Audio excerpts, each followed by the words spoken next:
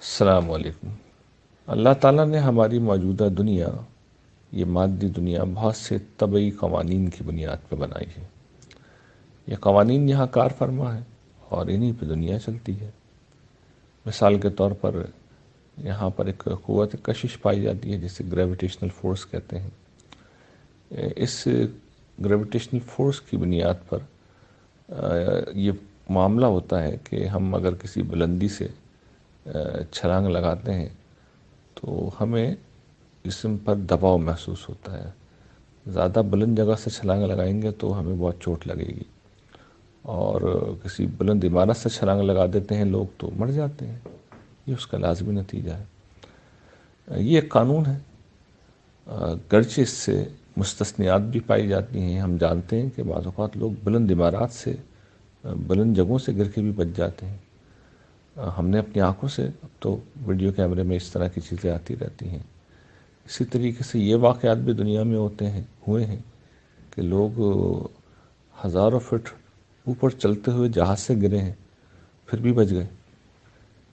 یہ بھی ہوتا ہے، اور یہ خدا کی قدرت کا ظہور ہوتا ہے، اس کی رحمت کا ظہور ہوتا ہے، جو کسی بھی قانون کے درمیان سے کوئی مستثنیات نکال سکتا ہے، اور اللہ تعالیٰ اپنی قدرت کی بنیاد پر، اپنی رحمت کی بنیاد پر کسی خاص شخص کے بارے میں کوئی بھی فیصلہ کر دیتے ہیں۔ لیکن اس کے باوجود ہم میں سے کوئی شخص بھی خدا کی اس رحمت و قدرت کے مشاہدے کے باوجود بھی، علم کے باوجود بھی، ہم میں سے کوئی شخص یہ کوشش نہیں کرتا کہ اس پہ اعتماد کر کے ہم کسی بلند جگہ سے چھلانگ لگائیں، بلکہ ہم عمومی قانون کا لحاظ کرتے ہیں۔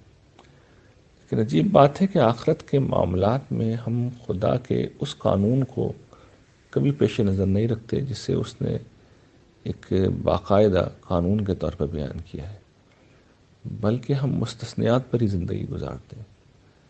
یعنی ہمارا معاملہ یہ ہے کہ گرچہ ہم جانتے ہیں کہ نجات کا ایک خاص قانون ہے جو قرآن میں بار بار بیان ہوا ہے کہ کوئی شخص پورے شعور کے ساتھ ایمان لائے گا اور عمل صالح کی زندگی اختیار کرے گا تو نجات صرف اسی کو ملے گی۔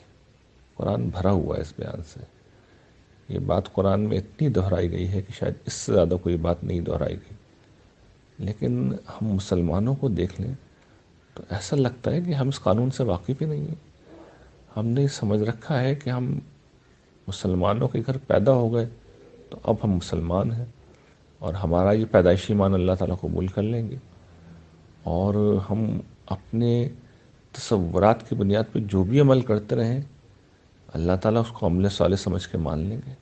ہم کبھی یہ نہیں دیکھتے کہ قرآن کس کو ایمان کہہ رہا ہے، کس کو عمل صالح کہہ رہا ہے۔ اس سے بڑھ کر ہمارا بھروسہ کس چیز پہ ہے کہ کسی کی سفارش سے ہمیں چھوڑ دیا جائے گا، یہ اللہ تعالیٰ کی رحمت جوش میں آئے گی، وہ ہمیں چھوڑ دے گی، یہ اللہ تعالیٰ بڑے نقطہ نواز ہے، کوئی نیکی، چھوٹی سی نیکی بھی پسند آ گئی تو چھوڑ دیں گے۔ یہ سب کچھ ہوگا قیامت کے دن، لیکن یہ مستثنیات ہوں گی۔ یہ اللہ تعالیٰ کی قدرت کا، اس کی رحمت کا ظہور ہوگا، اور کچھ لوگوں کے بارے میں ہوگا۔ لیکن ہم ان چیزوں کو اللہ کے اصل قانون پہ جو قرآن میں بار بار بیان ہوا ہے ترجیح دیتے ہیں، اور ہمارا حال یہ ہے کہ دنیا میں کبھی ہم خدا کی اس رحمت پہ بھروسہ کر کے 10 منزلہ عمارت سے چھلانگ نہیں لگائیں گے۔ تو یہ جو ہمارا ایک عجیب و غریب رویہ ہے، اس رویے کی، اس کی سوا کیا توجہ کی جا سکتی ہے تو کہ شیطان نے ہمیں دھوکہ دے رکھا ہے۔ ہمارا یہ رویہ صرف اسی بات کی عکاسی کرتا ہے کہ شیطان ہمارے اوپر حاوی ہے، اور سچائی دیکھنے سے اس نے ہمیں روک دیا ہے۔ قیامت میں فیصلہ انہی بنیادوں پہ ہوگا جو اللہ نے بیان کر دی ہیں، اور جس کا عمل اس کے مطابق ہوگا وہی نجات پائے گا۔